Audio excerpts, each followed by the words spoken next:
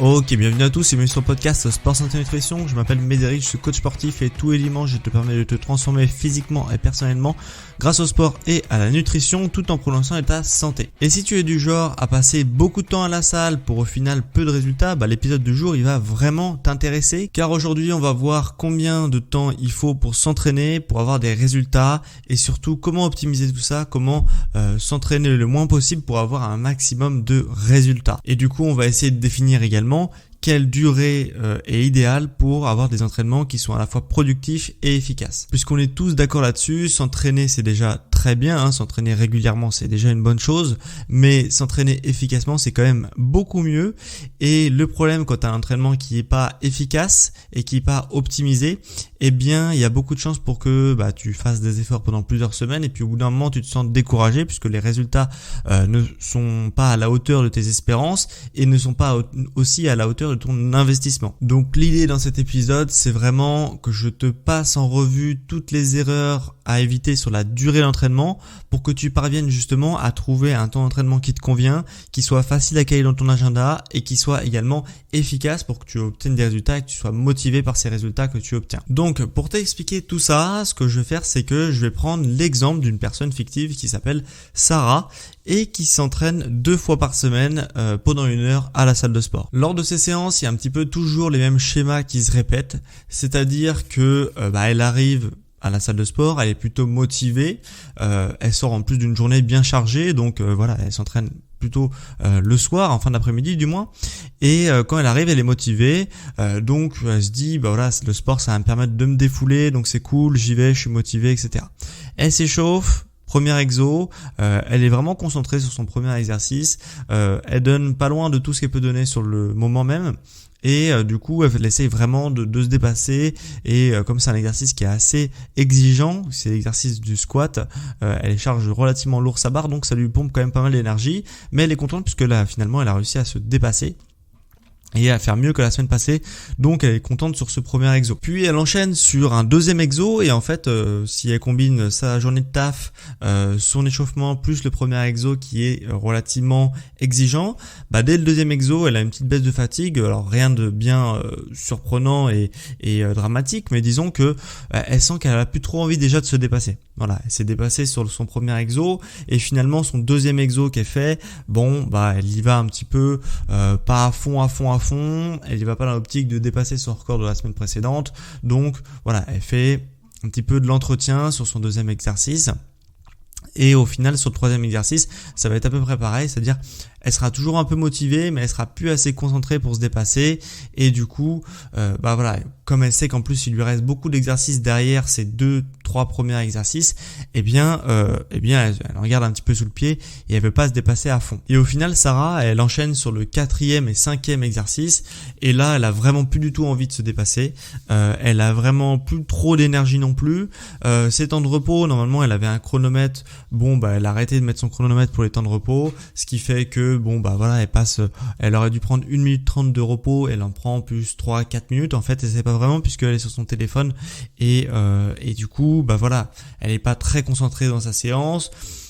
Elle se refroidit complètement puisqu'elle regarde des vidéos sur son téléphone et quand elle recommence à faire une autre série, puis une autre série, puis une autre série, elle y va vraiment tranquille puisqu'elle est plus du tout dedans et donc elle est plus du tout dans l'optique de se dépasser. Et donc à l'issue du 5e exercice, c'est séance terminée pour Sarah et elle rentre chez elle. Est-ce que ça te dit quelque chose cette histoire-là? Est-ce que ça te parle? Est-ce que tu es dans ces conditions-là quand tu fais tes séances de sport?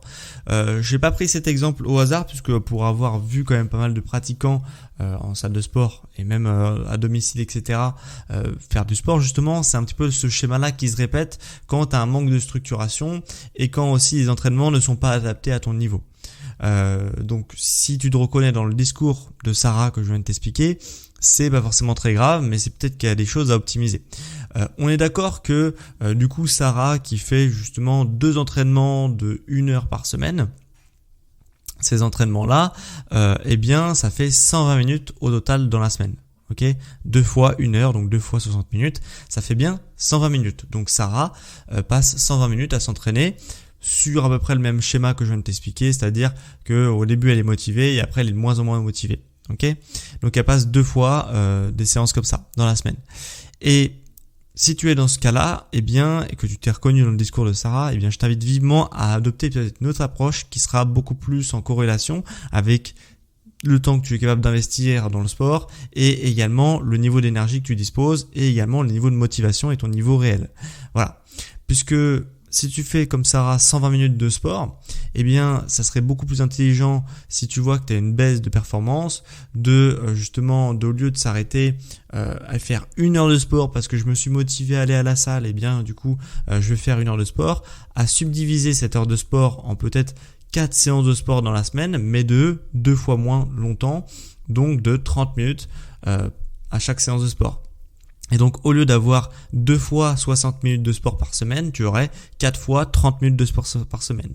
Et ça serait beaucoup plus efficace en termes de résultats réels que de faire 2 fois 60 minutes comme on l'a vu, c'est-à-dire pas en plus à fond durant toute la séance. Et c'est peut-être justement d'ailleurs pour ça que tu n'as pas les résultats que tu voudrais avoir, puisque peut-être que tu accordes trop d'importance au temps d'entraînement que tu fais par semaine et que tu te dis c'est pas possible, je passe 3 heures, 4 heures par semaine à la salle de sport et j'ai pas de résultats. Et du coup, tu attaches beaucoup d'importance à ça et tu attaches peu d'importance à la qualité de ton entraînement. C'est-à-dire, durant tes 3 heures, 4 heures d'entraînement, concrètement, qu'est-ce que tu fais dans ta séance ? Concrètement, est-ce que tu es meilleur cette semaine que la semaine passée ? Si la réponse est non, je suis pas concentré pendant toute ma séance et non, je ne me suis pas dépassé par rapport à la semaine précédente, c'est normal que ton corps stagne, que ton physique stagne, puisque tout simplement, ton corps n'est pas plus performant cette semaine que la semaine passée. Et du coup, pourquoi je te dis que c'est beaucoup plus efficace de subdiviser un gros entraînement en plus petits entraînements pour pouvoir avoir plus de résultats ? En fait, c'est plus efficace pour 4 raisons qui sont bien distinctes. Première distinction de pourquoi c'est plus intelligent de faire 4 entraînements d'une demi-heure plutôt que 2 de 1 heure. Parce que forcément, l'intensité que tu vas pouvoir donner est beaucoup plus importante. Puisque, par exemple, dans l'exemple de Sarah, Sarah, elle arrive à avoir une bonne intensité de séance pendant 20-30 minutes, donc échauffement compris. Elle arrive à avoir 30 minutes de séance plutôt bien et 30 minutes de séance où elle traîne un peu des pieds, elle regarde par exemple plus ses temps de repos et puis elle se dépasse plus. Donc autant s'arrêter au bout d'une demi-heure pour Sarah, par exemple, si tu te reconnais dans le discours de Sarah, et justement ne pas pousser à faire une demi-heure supplémentaire qui ne servirait à rien. Donc au final, tu te retrouves à faire 4 séances très intenses de 30 minutes au lieu de 2 séances moyennement intenses. Donc ça, c'est la première raison, c'est la plus logique. La deuxième raison de pourquoi c'est mieux de subdiviser, c'est la concentration. Surtout quand tu es débutant, c'est comme dans n'importe quelle chose, la concentration, ça s'apprend. Ok, d'être assis sur une chaise à écouter un professeur, ça s'apprend. D'être concentré pour faire une tâche qui est très créative, comme écrire un livre ou faire un tableau ou n'importe quoi, ça s'apprend. Et se concentrer à performer et à faire une bonne séance de sport et être concentré sur les contractions, sur l'exécution d'un mouvement, etc. Ça s'apprend également. C'est pas les mêmes niveaux de concentration pour les 3 que je viens de te citer, mais dans tous les cas, ça s'apprend. Et le truc, c'est que les gens partent du principe que la concentration, c'est quelque chose d'un peu inné, puisque du coup, ils ont appris la concentration par leur travail, par l'école, par le machin, par le truc, et que du coup, c'est un petit peu inné. Non, ce n'est pas inné d'être concentré dans une séance de sport. C'est une concentration qui est bien précise, et que du coup, il faut aussi tenir compte de ça, surtout quand tu commences à faire du sport. Donc, de t'infliger des séances de sport de 1 heure, 1 heure et quart, alors tu n'arrives pas à maintenir ta concentration pendant 1 heure, 1 heure et quart, ça ne sert strictement à rien. Il faut vraiment réduire ton temps total de séance pour que justement, tu aies de la concentration disponible pendant l'ensemble de ta séance. Et dès que tu commences à ne plus être concentré, à avoir envie de parler, à regarder ton téléphone, à plus mettre tes temps de repos, à plus faire les gestes, à être concentré sur ton geste, etc., ça ne sert à rien de continuer, ou en tout cas pas à grand chose. Donc le mieux c'est d'arrêter pour faire autre chose de tes journées et puis refaire des petites séances beaucoup plus régulièrement. Troisième raison de pourquoi c'est mieux de subdiviser tes entraînements et de faire du coup de façon plus régulière, c'est que du coup ton système nerveux, lui, comme la concentration, n'est pas entraîné pour des séances qui sont longues. Le système nerveux, grosso modo, c'est un petit peu la batterie, le carburant de ton corps. Ok, c'est ce qui va te permettre de déclencher justement les mouvements. Et quand il y a deux aspects, si tu veux, pour un geste, pour un mouvement dans n'importe quel sport, il y a qu'est-ce que tes muscles sont capables de faire et qu'est-ce que ton système nerveux est capable de donner. Si tu mets justement, je sais pas quel exemple te donner exactement, mais si tu mets une toute petite pile dans une voiture électrique, tu comprends bien que la petite pile, elle va pas pouvoir faire avancer une voiture. Par contre, si tu mets une grosse batterie sur une grosse voiture, tout de suite, la voiture va pouvoir donner le maximum de ses capacités qu'elle a en elle. Ok ? C'est un peu la même chose avec le système nerveux et les muscles, c'est-à-dire que les muscles c'est la voiture, et le système nerveux c'est la batterie. Si tu mets une petite batterie ou si tu mets une batterie énorme. Et du coup, ce système nerveux, lui, encore une fois, il demande de l'entraînement, donc il ne peut pas justement délivrer pendant 1 heure, 1 heure et demie, 2 heures une énergie suffisante pour pouvoir soulever des charges, résister à certaines charges, maintenir certaines positions, etc. pendant un temps indéfini. Ça demande de l'entraînement et ça demande justement de recharger ce carburant. Donc ça s'épuise relativement facilement et rapidement au début, et après c'est comme tout. Avec de l'entraînement, on arrive à prolonger un geste sportif pendant plusieurs minutes, plusieurs heures, etc. en fonction de ton niveau. Donc, il faut vraiment pas privilégier des séances trop longues, puisque sinon, encore une fois, ton système nerveux va être grillé et du coup, tu auras une toute petite pile pour faire avancer ta grosse voiture.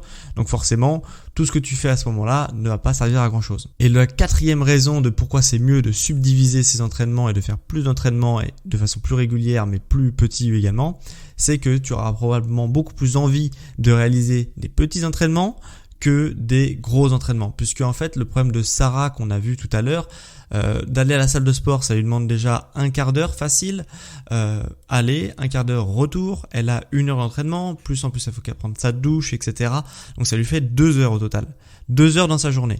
Forcément, quand tu passes 2 heures, quand tu pars pour aller t'entraîner, 2 heures d'entraînement dans une journée, tu vas pas pouvoir faire ça tous les jours. En tout cas, si tu le fais tous les jours, c'est que tu es vraiment très motivé, que tu as vraiment un objectif très important et que voilà, c'est important pour toi. Si justement t'es pas super motivé de base, déjà de se motiver pour faire 2 heures d'entraînement, c'est déjà beaucoup, tu vois. Donc il faut justement à tout prix relancer un petit peu la motivation et l'envie que tu peux avoir à faire du sport en faisant des séances qui sont beaucoup plus petites. Si tu fais des séances par exemple de 1 demi-heure, 20 minutes chez toi, forcément ça te prend 20-30 minutes et puis après c'est terminé, tu vois. Donc il faut aussi revoir comment tu considères le sport. Combien de temps tu vas aussi être disponible pour la semaine, combien de temps tu vas être disponible par jour, ok?